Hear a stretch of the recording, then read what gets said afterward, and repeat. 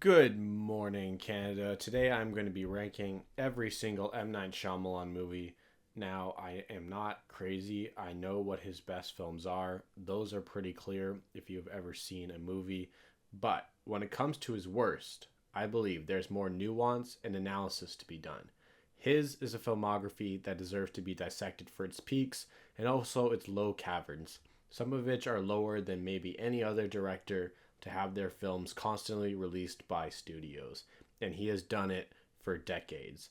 He deserves his flowers for being an original, interesting filmmaker. There will probably never be another director who has a career quite like his. That's all that could be really said unanimously about him. So let's explore the enigma that is the films of M. Night Shyamalan, and to properly rank them, we're going to go from best to worst. The Sixth Sense follows child psychologist Malcolm Crowe, who meets a 9-year-old boy named Cole Sear, who is hiding a dark secret regarding a sudden and unexpected tragedy.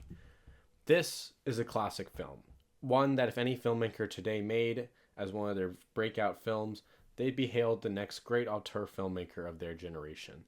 This is a film from a director who knows exactly what he was doing, a trait he never really lost, but he really just started making his films in weird ways. Here, the direction works really, really well. He works really well with Haley Joel Osment, who gives a great performance that was totally deserving of an Oscar nomination. Toni Collette is great, as she always is, and Bruce Willis works really well for this film. The way the film hints and has subtle details that lead to the twist work really well, even if you already know the famous twist. There are some flashbacks that do feel a bit cliche, but the way they are presented does not distract or deter from the overall quality. There is a convenience here that does feel a bit unearned, however, the whole concept works really well. They keep the visual style of the film consistent with the concept of the movie and make it part of the film's creative presentation. The editing and pacing are superb, and there's great use of single shots that show the characters are not really talking to Cole. This film will always be considered a great one, and is one of the most impressive breakouts for any director. Unbreakable follows an ordinary man who makes an extraordinary discovery when a train accident leaves his fellow passengers dead and him unscathed. The answers to this mystery could lie with the mysterious Elijah Price, a man who suffers from a disease that renders his bones as fragile as glass. This film breaks a lot of ground as a superhero comic book film that contains none of the frills usually put into the superhero genre, and remains almost entirely grounded in reality, as much as a superhero film can. It's a film that makes adults believe that there could be superheroes amongst us. I personally did not connect to Bruce Willis's character too much in this film. On an initial watch, he felt too swept up in his journey to discovery that his character arc of discovering he could do more for people is a little distant. The story has a surprise ending, but there is a hint in here that is way too obvious even to me as a first-time viewer and made the really well done twist not as effective. Samuel L. Jackson's character, Elijah Price, is actually a lot more interesting once you get to the end of the film, and he has a really interesting motivation. And while it's a good twist, I feel like there's a version of this film that could be great without it. The film is well shot, but most of the film's impressive long takes don't always feel motivated by the story, with the exception of a couple of them. There are details here that don't really feel clearly conveyed. To me, nothing about the set pieces or the technical elements have remained so unique that they earn merit on their own, and the story, as it's framed, is simply not as compelling as the other screenplays or The Sixth Sense. Still a pretty good movie. Split follows Kevin, who has revealed 23 unique personalities and is compelled to abduct 3 teenage girls led by the observant Casey. As Kevin holds the women captive, the walls that once kept his unique personalities at peace threaten to be broken by one undiscovered personality that may put himself and everyone else in danger. M. Night here gives one of our many talented actors in James McAvoy a shot at an Oscar. But being an M. Night film, the film is of course very far from Academy taste. The first half of James McAvoy's performance is not nearly as impressive to me overall. He does some really impressive caricatures, but his commitment to character really comes out when he can switch personalities in the same scene. Anya Taylor-Joy has one of M. Night's more interesting characters, but the flashbacks used are kind of a crutch to give her all the nuance. Not much is conveyed with the person we see getting kidnapped. The film also ends up being a lot of setup, and the interesting ending takes too long to happen. It did feel like there should have been more choices made by the girls. They felt like they were presented escape opportunities, but took none of them. The antagonist being much more interesting than the protagonist really undercuts the interest we have in them. There is too much suggested about the characters overall, and not enough is done by them. It's a crutch that M. Night continued to use throughout his modern filmography. Luckily, he got rid of it in Trap. I hope he continues to. A well shot film, but some shots are not very well framed.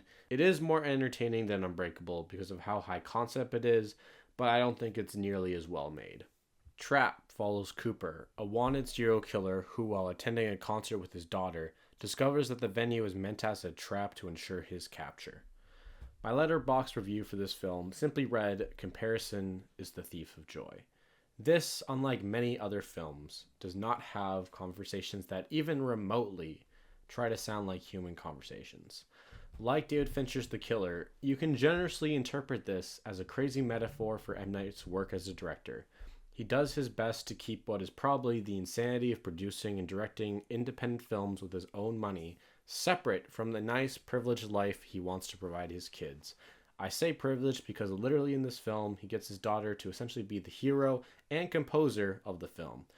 But his very specific way of making films, which can be likened to Cooper's OCD, are where the comparisons probably end. There are some interesting choices made in this film, and he allows his cinematographer Mukti Pram to get the most out of his populous, but sometimes off-putting shot selection.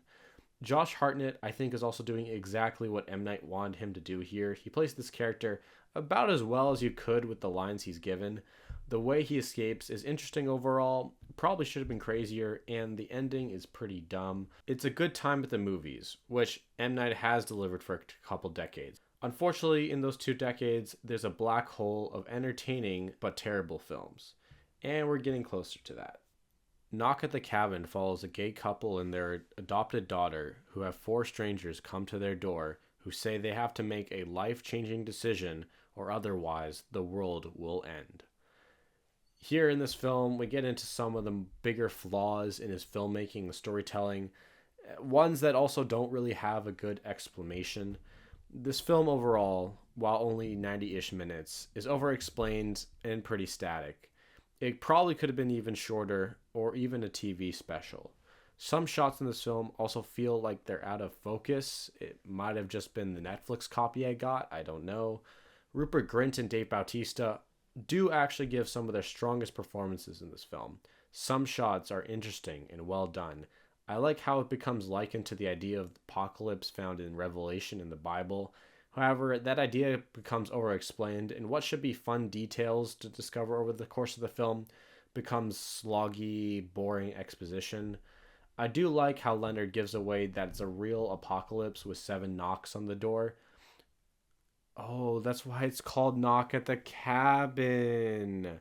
It is an interesting concept like Trap was. There's a well-acted and well-chosen emotional callback at the end of the film.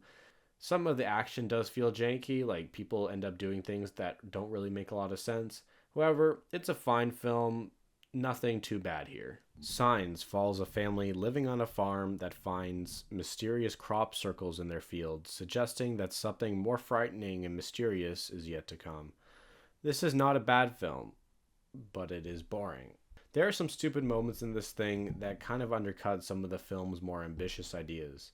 M. Night does continue well in his style of making dramatic, intense films out of limited set pieces like he does in his best films. Here in particular, you would expect a lot more set pieces with an alien sci-fi type of film, but he does know how to get more out of less. However, other films that kind of do this thing, like Jaws or Nope, are simply better. This film's direction is not nearly as strong.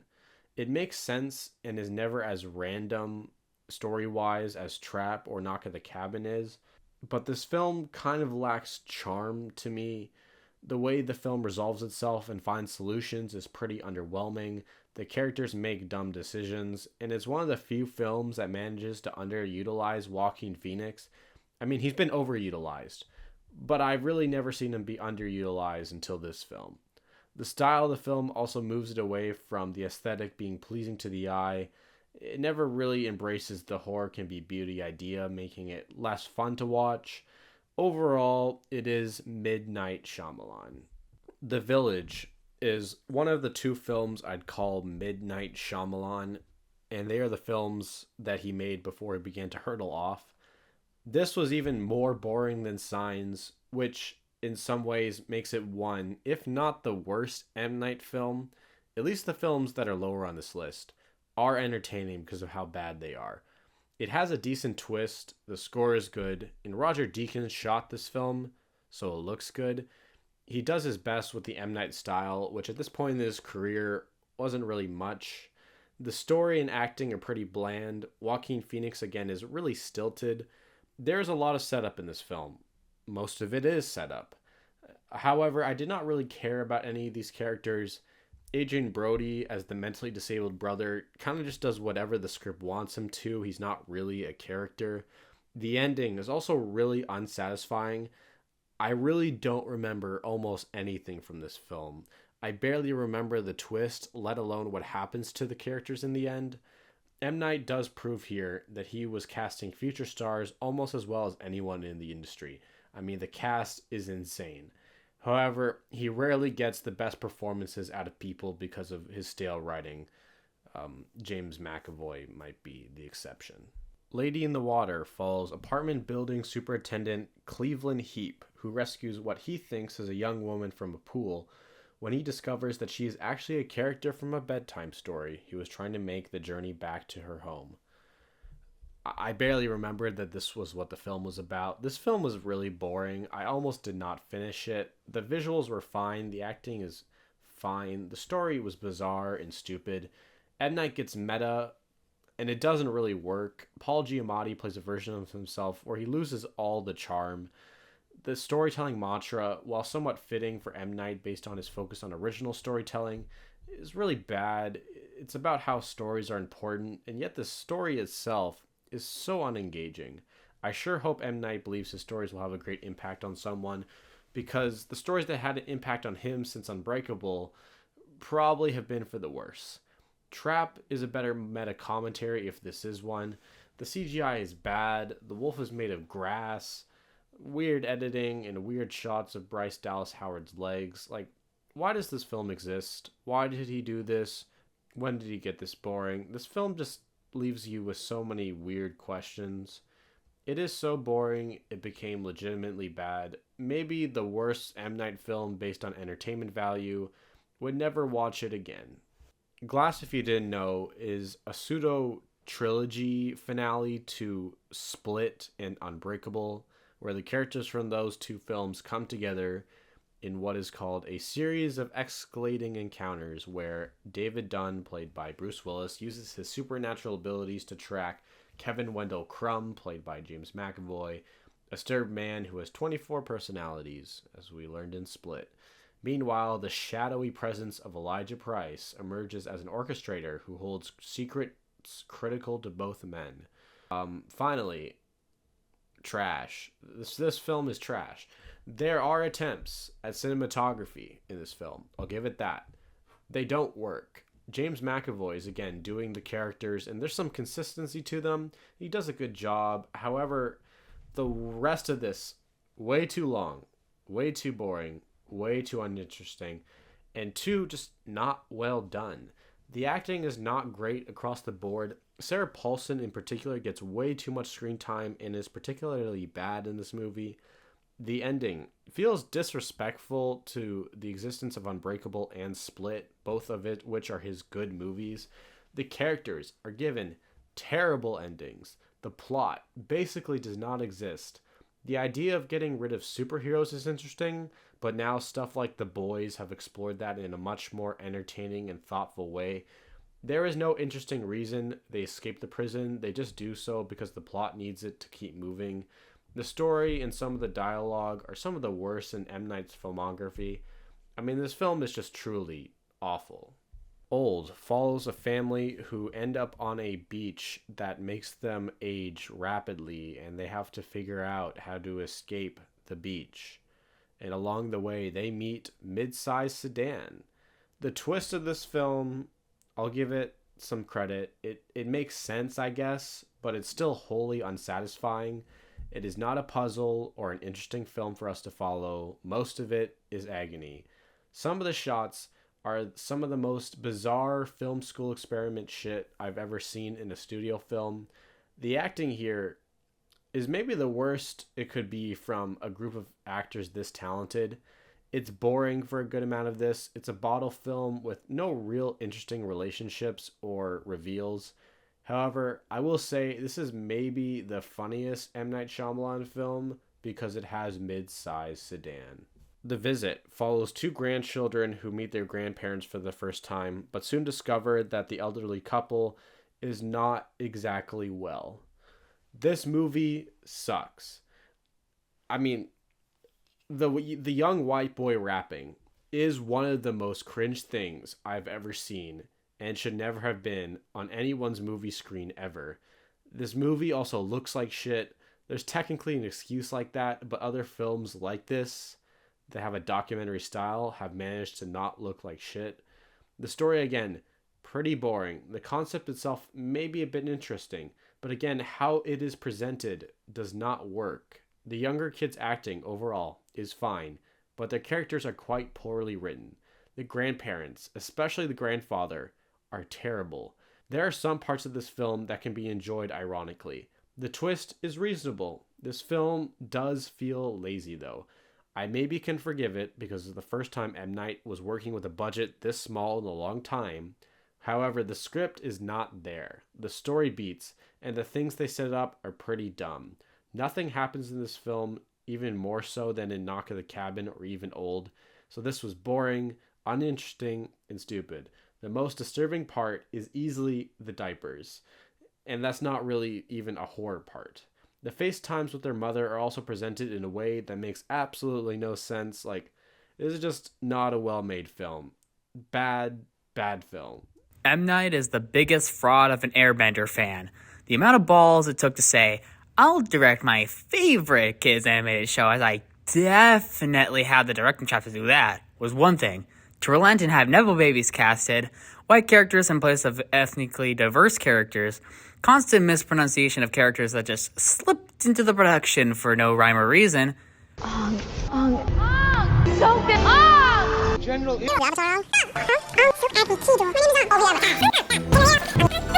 The best part of the movie is M. Night's regular composer. I only give him that. But the solid score just clashes with the lack of quality on screen and just makes the film look worse. The tweaks on the village freeing, which is supposed to be about the Iron Island, makes the whole situation seem extremely pointless. Does it actually take 3 earthbenders to lift one tiny stone? Let's be real. The best scene is the Blue Spirit jailbreak scene. That's because it hardly changed. You know, I might have a little bit of false memory by not watching it again. That's because I don't want to experience it again. I've already experienced it twice, and I don't want to do it again. After Earth follows a father and son duo who land on a version of Earth that has been discarded and forgotten and must escape from the threats that remain on the planet. This film, trash, garbage, one of the most wasteful uses of a budget maybe ever. A few shots look decent, but that should be found in any studio film. The framing is especially bad in many of these shots. The story, very basic, full of conveniences and unconvincing character moments. The dialogue is terrible overall. Luckily, we are given some ironically funny moments because of how some of these lines are delivered. These performances are also never saving these lines. Neither of these Smiths are doing their best work, and Will is probably doing his worst, which means that both are terrible. This film, however, is not the worst for a reason, but it's also insane to think that a crew of hundreds of people worked on this film, and dozens of people saw these line reads and said nothing, or M. Night ignored them or fired them. The VFX are really bad in this film, and the CGI creations often look really bad. Here's the one part where I'll be nice. There is one shot that looks decent, where there's a dead CGI bird, and the CGI in the shot only look good because the bird is still and dead. The finale and the final showdown is useless. It doesn't make any sense. The design of the creature in the film is really bad and kind of funny. I think it's like a xenomorph that ate too many Cheetos. When I wrote my letterbox review for this film, I was sitting where this film belongs, the shitter. This also originated, though, creatures that are blind but can use their senses to hunt you, a trend we see in A Quiet Place and Bird Box. Here, they can smell the fear on you, which is just kind of a dumb concept. But for that reason, I think they should have called this film A Smelly Place. It would have been appropriate. The Happening follows a group of people who discover that there is a virus going around that makes people kill themselves. Most people believe that The Last Airbender is his worst film. However, I refute that because that film is based on a decent show where there's some semblance of character and story. Here, that is all thrown out the window. And frankly, this is the most agonizing film to watch of the whole bunch. There's almost nothing about this film that I can enjoy. The concept itself could be interesting, but it is derivative. There's disease that is making people kill themselves, kind of like another film I've talked about on this channel. But Bird Box did that idea better. Kind of like another film I talked about on this channel, Bird Box did this idea better, and it was still at the bottom of my list. The story here, quite bland, and the cinematography, while again bland, is not terribly executed.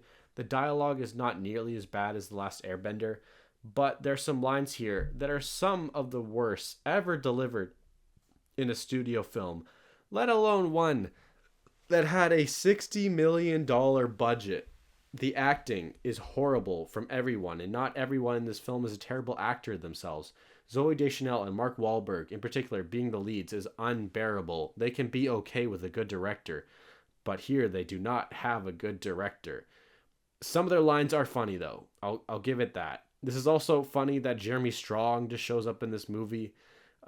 There's a lot more enjoyment to be found in the films that I talked about previously. This one has almost nothing.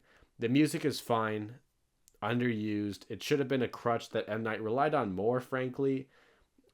So many scenes in this drag on way longer than they should have. Like, I think this should have been like an hour-long pilot for a TV show that never sees the light of day. This is the worst M. Night Shyamalan film because there's simply almost nothing that can be enjoyed about it, and it is one of the worst movies ever made.